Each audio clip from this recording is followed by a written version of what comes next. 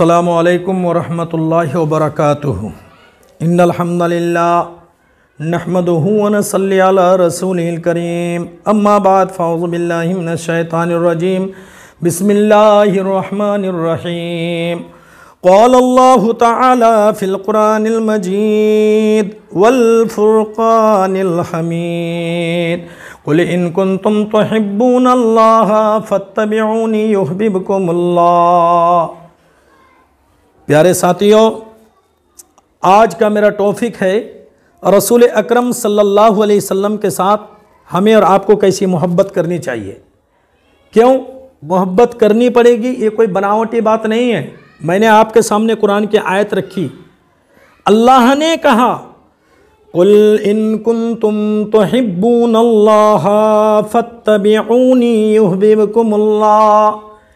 अल्लाह रब्बुल आलमीन अपने प्यारे नबी से खिताब किया, ऐ मेरे नबी तुम दुनिया वालों से कह दो, दुनिया वालों से कह दो, अगर तुम चाहते हो ऐ मेरे उम्मत का बेटा बेटियों, तुम अगर चाहते हो अल्लाह तुमसे मोहब्बत करे, अल्लाह तुमसे प्यार करे, तुम्हें ज़िंदगी में ये काम करना पड़ेगा, फत्तबिऊनी, तब तुम मेरी इत्तिबा करो, मेरे नक्शो कदम पर चलो। अगर तुम चलोगे, मेरी बात मानोगे, मेरे लाइन पर चलोगे तो युहब्बिबकुमुल्लाह, अल्लाह तुमसे मोहब्बत करने लगेगा, अल्लाह तुमसे प्यार करने लगेगा। मेरे प्यारे भाइयों, मैं एक जोक सुनाता हूँ, उसके बाद मैं अपनी बात को आगे बढ़ाऊँगा, फिर आपको नबी का हदीस सुनाऊँगा, क्योंकि मेरे सामने में मेरे हिंदू भाइयों का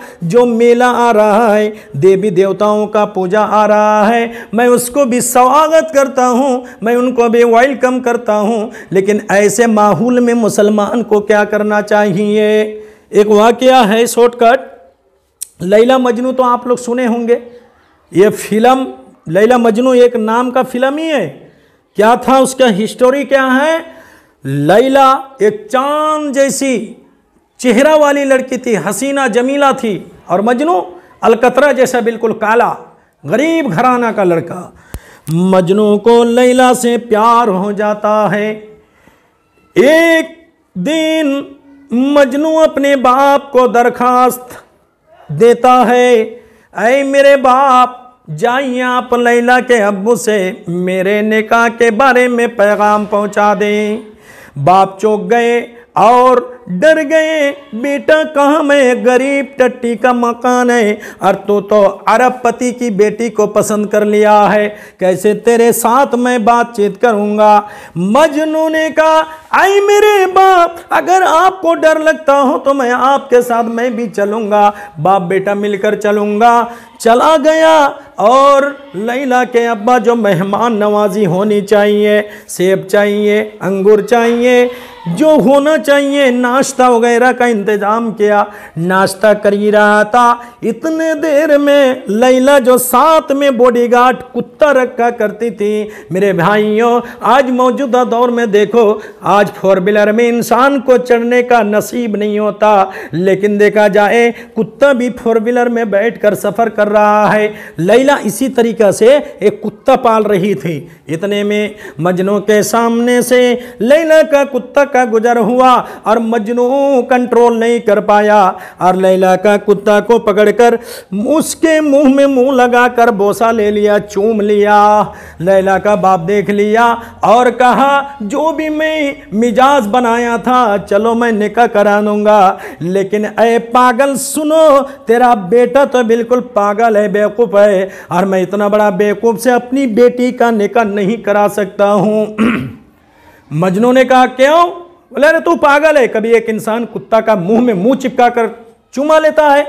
कहा सुनो ऐ लैला का बाप, मैंने इसलिए चूमा, सिर्फ लैला से मुझे मोहब्बत नहीं, लैला से सिर्फ मुझे प्यार नहीं है, बल्कि लैला के साथ साथ लैला के हर अदा से, लैला का हर चीज़ से मुझे प्यार है। यहाँ तक कि लैला जब चलती है, लैला के पैर के नीचे का मिट्टी से उतना ही प्यार है जितना प्यार मुझे लैला के साथ में है। मुसलमानों, इस वाक़या से आपको इबरत लेना चाहिए, आपको सबक मिलता है। मोहम्मद रसूलुल्लाह सल्लल्लाहु अलैहि वसल्लम से अगर मोहब्बत का दावा करते हो, नबी से अगर मोहब्बत करते हो, तो फिर नबी का हर चीज़ से मोहब्बत होनी चाहिए। ऐसे नहीं खतना के टाइम में मोहम्मद को मैंने माना, निकाह के टाइम में मैंने मोहम्मद को माना, और बाराती के टाइम में मोहम्मद से मैंने नफरत कर दी, बाराती के टाइम में मैंने मोहम्मद से दुश्मनी मोल कर ले लिया।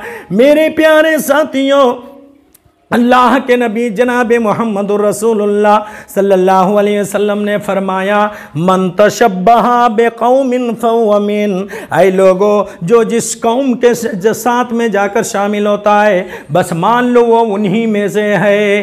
सामने में पूजा में शामिल होने वालों मुसलमानों, पटाखा फोड़ने वालों मुसलमानों, और मेले में अपने प्यारे नन्हे मुन्ने बच्चों को खेलने कूदने वाले सामान खरीद कर देने वालों, घर में भी लाने वालों, मिठाइयाँ लाने वालों, तुम क्यों गैर कौम के मेले में जाकर शिरकत कर रहे हो? एक तरफ तुम मोहम्मद से प्यार का डंगा बजा रहे हो, उधर तुम गैर कौमों के मेले में जाकर तुम साथ दे रहे हो। यानी हम मेला बोलता हूँ, वो उनकी आनंद के दिन है, खुशी के दिन है, ईद के दिन है। अब बताओ, मुसलमान का त्यौहार दो बार आता है, ईद उल फितर और ईद उल अजहा।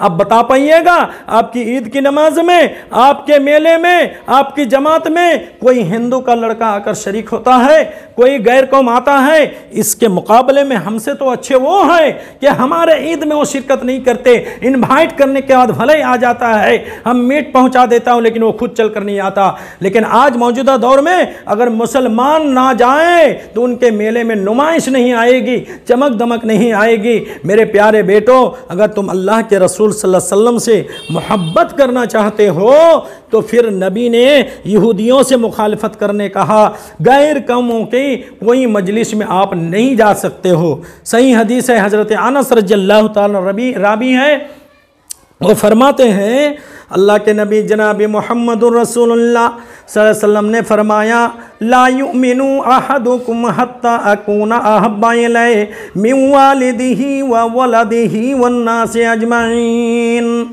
ऐ मेरे उम्मत के लोगों, तुम में से वो इंसान, कोई भी इंसान उस वक्त तक मोमिन कामिल नहीं हो सकता है जितने अपने चहीते माँ बाप और अपने प्यारे चीज़ों से बढ़कर मुझसे मोहब्बत ना कर ले।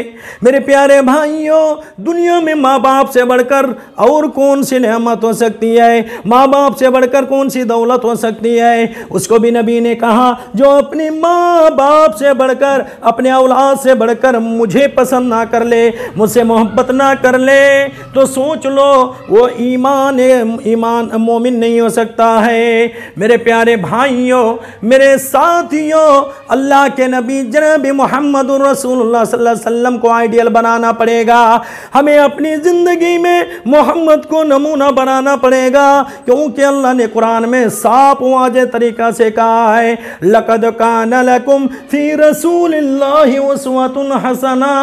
ऐ लोगों, मैंने मोहम्मद सल्लल्लाहु अलैहि वसल्लम को तुम्हारे बीच नमूना बनाकर भेजा हूँ। अब तुम नमाज कैसे पढ़ोगे? नबी का तरीका को फॉलो करना पड़ेगा। यही नहीं बल्कि खाओगे किस तरीका से, नबी का तरीका से करोगे, नबी से सीखो। यहाँ तक कि लेटरिन पेशाब करने का तरीका मेरे नबी सिखलाने के लिए तैयार है। ऐ लोगों, इसलिए नबी की ज़िंदगी को हम अपनी ज़िंदगी में अपनाएंगे, नबी का तरीका को हम अपनी ज़िंदगी में अपनाएंगे।